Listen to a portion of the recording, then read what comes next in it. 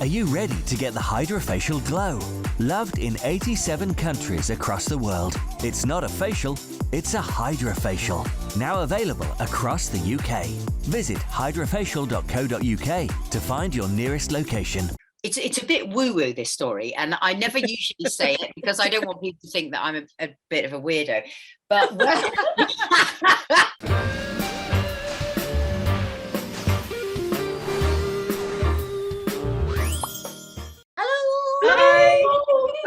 oh, darling. Do you know, we have a very glamorous life, don't we, girls? We do amazing things like premieres and all sorts of wonderful sort of cocktail parties. But do you know what I've been doing for the last 2 days? We don't do when that. we're allowed.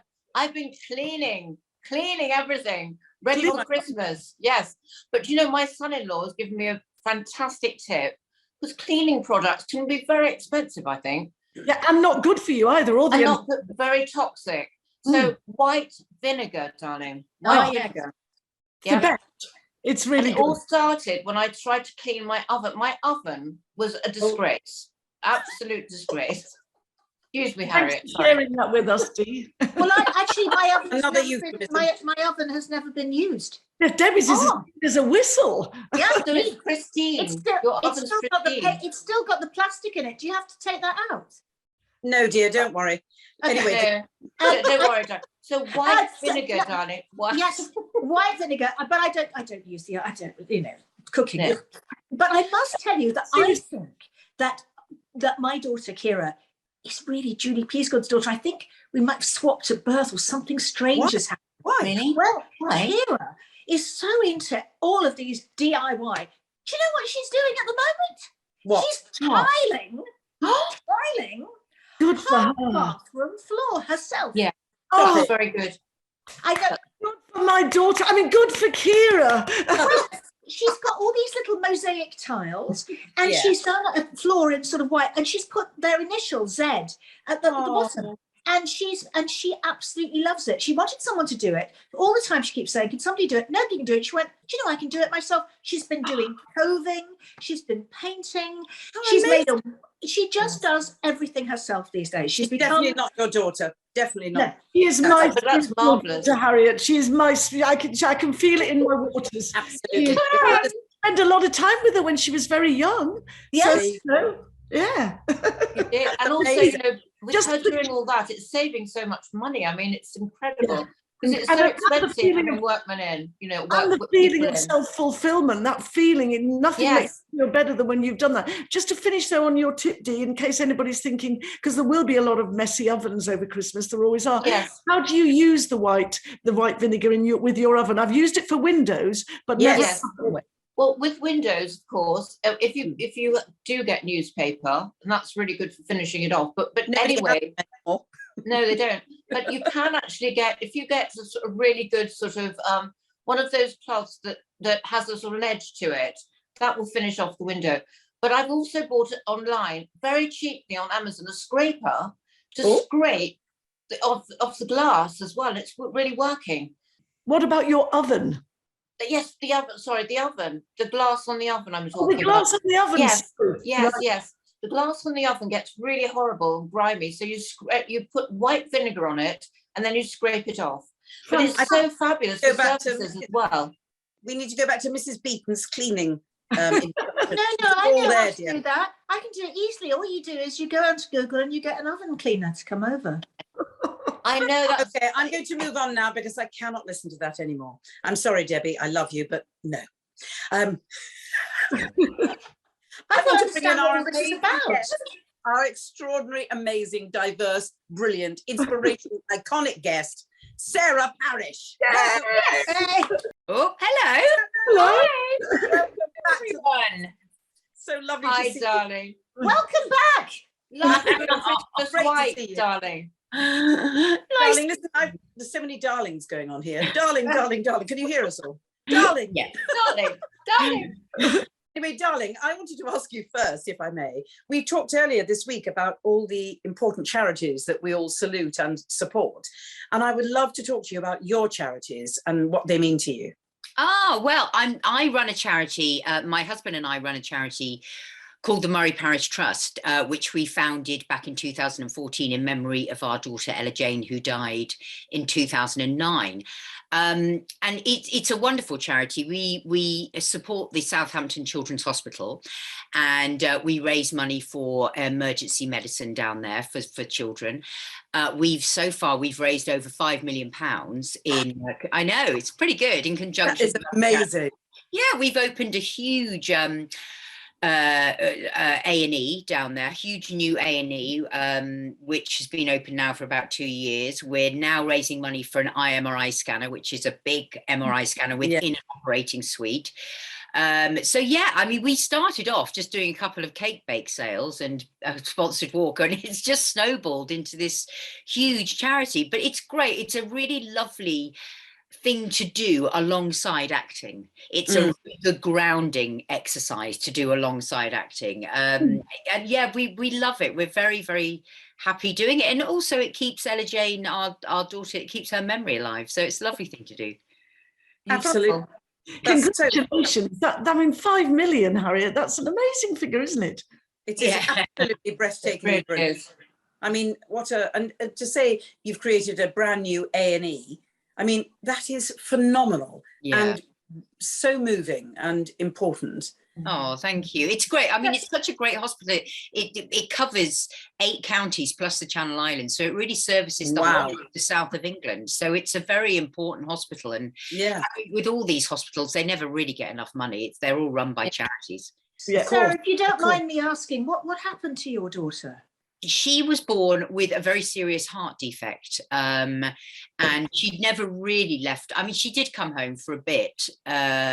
She died at home, so she came home for the last 3 months of her life. She was at home, but before that, she was in hospital. She was just born very, very poorly, and eventually her heart just gave out, and that was that.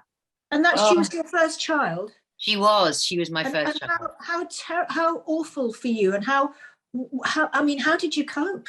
It was very difficult. It was, I mean, it's funny, you look back at that time and it almost seems like it happened to somebody else. I think your brain's got a brilliant way of sort of compartmentalizing back really, really awful things. But Jim and I, we went away. I remember we buried her, and then we went off to Cambodia and worked in an orphanage for a bit, because I think we just thought, let's go and just surround ourselves with children, and surround ourselves with things that we can do, something that will make us feel needed, and something that we can help with, you know. And that inspiration to do that really is great. It was the right thing to do, rather than just sort of, you know, wallow. And we just got on with it. And then Nell was born literally the next year. So Congratulations, that's amazing. So Sarah, what is Hares of Hampshire? Tell us about that in Winchester. Oh yeah, Hares of Hampshire. So for this IMRI appeal, we are doing lots of very exciting events, and next year, during the summer of 2022, Southampton and Winchester will be awash with 6-foot giant hares, all painted and reimagined by local artists, famous artists.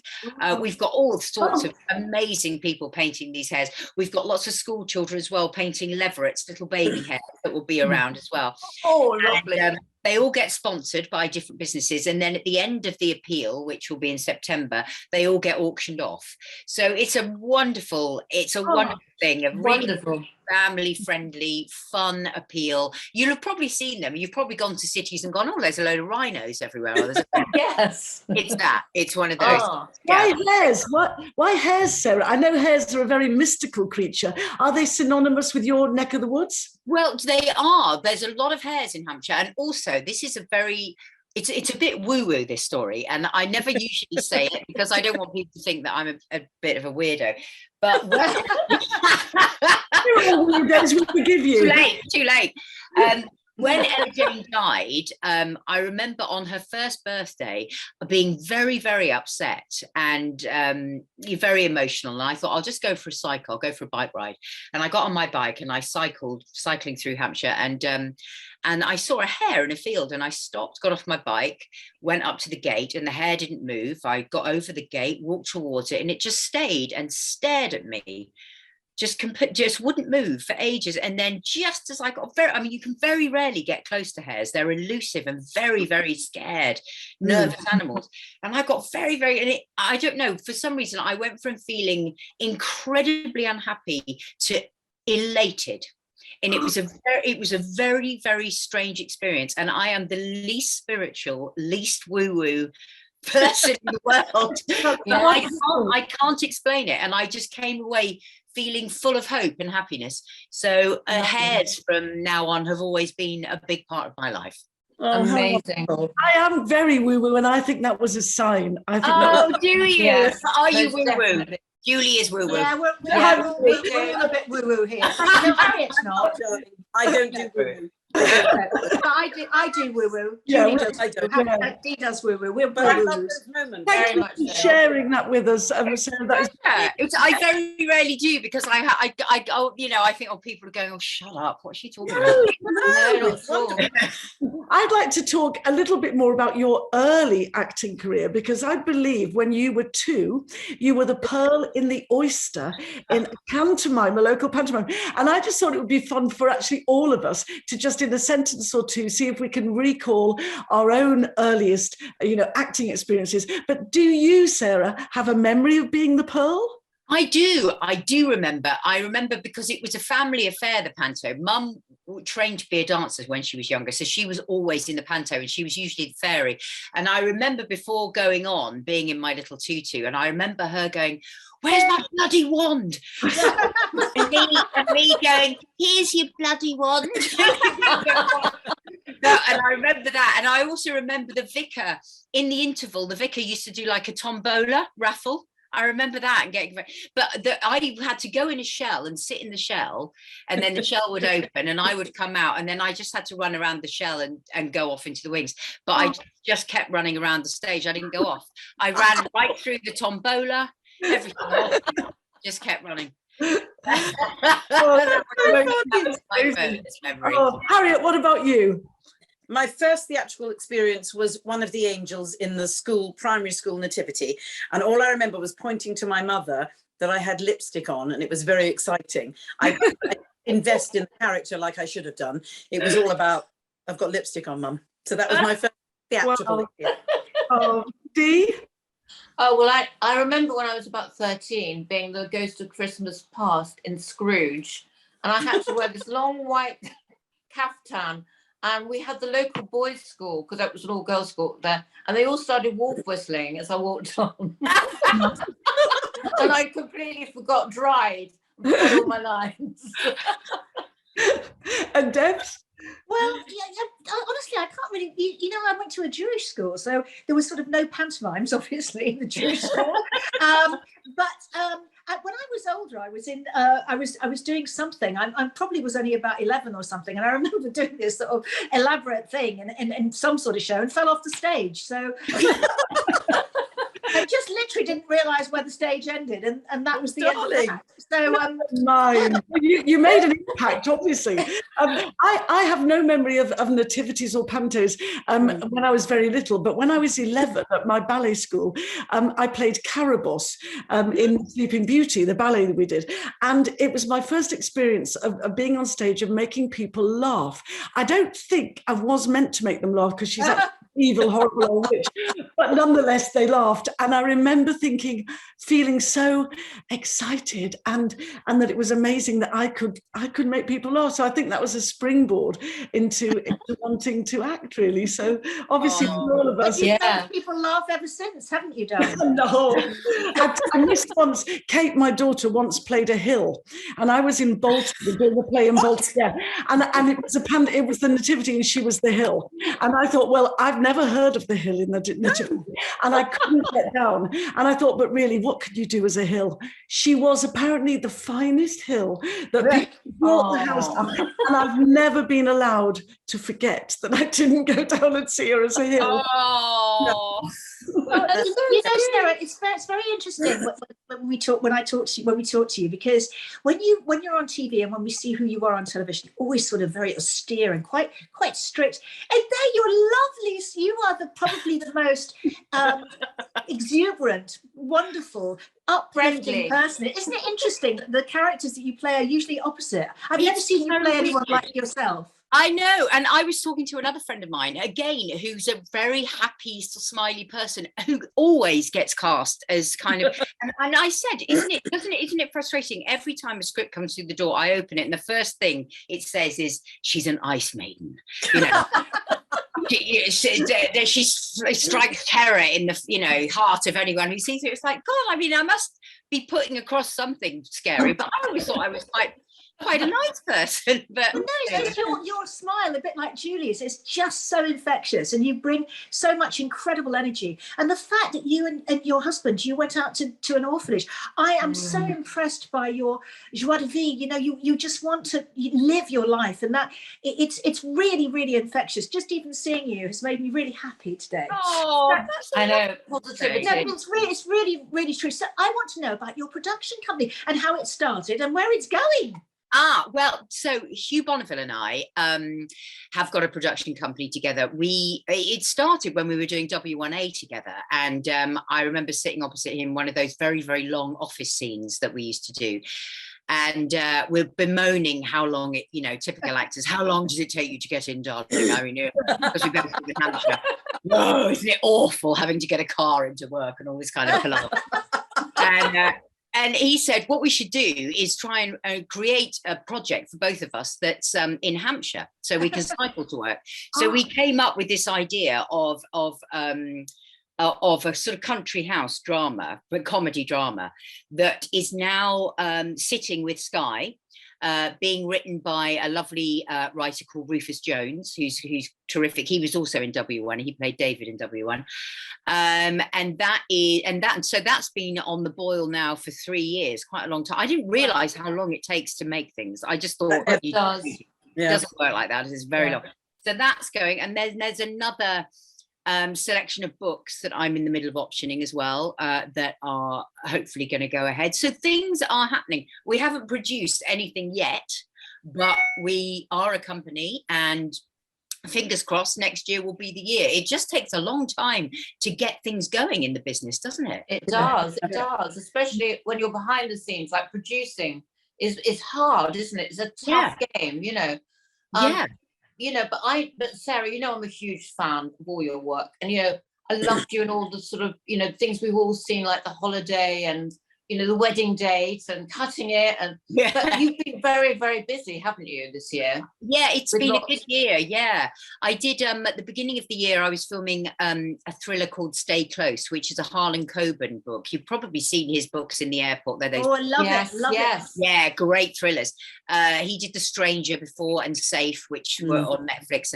So this one drops on New Year's Eve, the whole lot. It's really good. Jimmy Nesbitt's in it, Cush Jumbo, Richard Armitage, and me. So it's a cast. It's really good fun, really twisty turny. I mean, a really great thing to watch in the new year when we haven't any money to go out or anywhere to go. So that is happening, and I've just finished doing a thing called Industry for HBO, which is a series about the banking industry. The first series came out in 2020, and this is the second series, and it's all new young actors, a lot of American actors, but really great talent in there.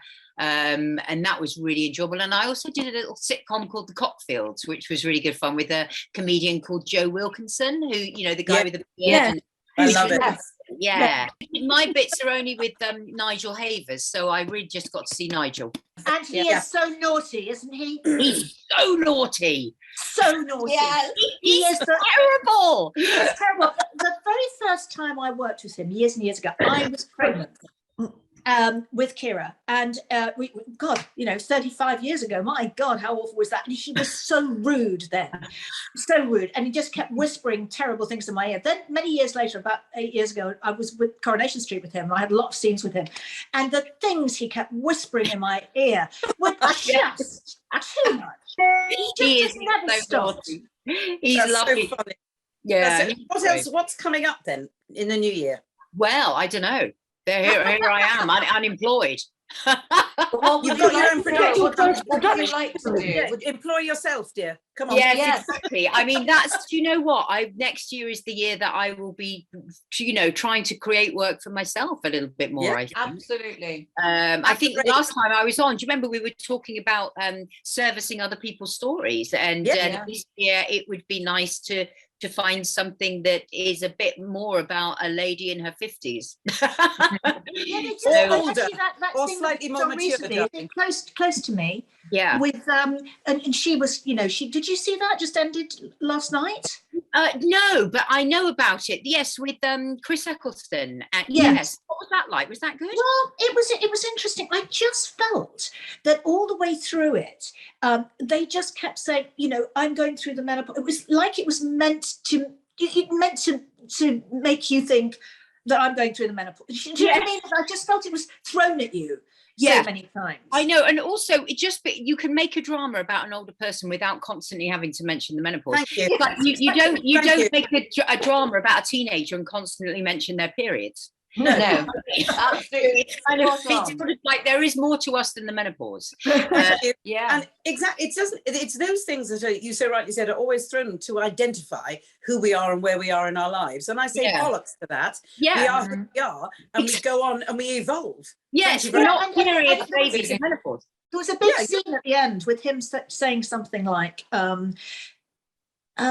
you can't imagine what it's been like for the last 2 years while you've been going through this. And I thought, why is this important? So that annoyed me at the end. Yeah, I'm going to have to watch this. But he was gaslighting her. So you do a lot of work with the menopause, as we know. So, that's really, something that you should see. But also, with your producing, Sarah, would you be doing your producing and you would be in the actual show itself? Presumably. Well, the two things that we've got on the boil at the moment, I am in both of them. Right. What we'd like to do eventually is be able to, to employ all the actors that we love and think are great and who are under you. That's what we want. I'm sure you're going to. Sarah, I've got security. I've got security for you. Don't worry. Hold them all back. It's fine. You will definitely succeed, Sarah. I have no doubt. I hope so. So much. 100%. I want to see you in real life and give you a hug because you're so I know. good. Well, we should all meet up. We should Yes. do it live.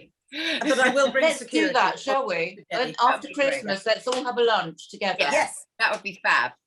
Thank you so arrange much. that. All right, girls. Lovely to see you. Merry Christmas. Thank you, darling. And to you. Bye. Lots of love. She's great. You're so right, Debbie, when you said about what she did straight away after the loss of her child, to do something for other children and surround herself with children was so moving and amazing and inspirational. Yeah, most people would lock themselves away. I mean, I can't imagine what that must have been like for her and her husband. It's just the thing that you can't even. It's beyond imaginable. It shines out of her exuberance. Yeah. She reminds me a bit of you because of her lovely smile. She has that, you and her both. She keeps saying that about people, everyone else. It's Julie's smile, not ours. She said it in the last show, and now she's saying it again. What are you trying to say, Debbie? Nothing. We don't. Nothing. So anyway, I would secretly love to be cast as an ice maiden. I'd love it, but with all these things, nobody ever does. I know. Well, perhaps you should get. Well, why did they cast Sarah? Because she's, of all people, she doesn't look like one at all, does she? She's so lovely, lovely. Anyway, So warm. Yes. Now, talking about warmth, we have some Christmas messages coming after we finish this show today. But we will be back on Tuesday with a lovely Anthea Turner. But first of all, before we go, we'd like to say thank you to Julie. Oh, it's Thanks, a pleasure. darling. Thank you, darling. With her lovely smile. Thank you for having me. It's a great show to do it. And Harriet, your smile is gorgeous too. No, too late. And sorry, Dee. You know I love your smile. So we have some Christmas messages to go out on, and we'll see you on Tuesday. Bye. Thank you. Bye. Hey everyone, this is Darren Day. I'm playing Billy Flynn at the moment in Chicago. I don't usually dress like this. This is not my little day, my day attire. But this message goes out to all my lovely friends on the WonderBirds show, and to all the viewers and all the fans of the show. I want to say a very, very happy Christmas and a very prosperous New Year. That's a very grown-up word, isn't it? Very grown-up message. Merry Christmas, Happy New Year. Here's to 2022. Love you, girls. Hello everyone, it's Bonnie Langford here, and I cannot wait to see you all on the WonderBirds show very, very soon. I won't be dressed like this, although I do tend to dress like this when I go to the supermarket. No, I don't. I'm being Fairy Lilac in the Churchill Theatre, Bromley. See you all soon. Hey there, it's Hitch. Sat outside the school gates, ready for the school run. I'm just sending you all my love, you beautiful WonderBirds. Happy Christmas. Mwah! Big kisses from me. Hi WonderBirds, it's me, Sal, with my mini little office Christmas tree and my little dog, saying Happy Christmas. And I hope you go on for years and years because you're such fun, and I hope you have a happy new year. Hello, my beloved WonderBirds. You know, this is very apropos sending you a Christmas message, because just thinking of you makes me feel festive. Is it you? Or is it Mario Lanza menacing my tympanic membrane? Either way, Merry, Merry Christmas.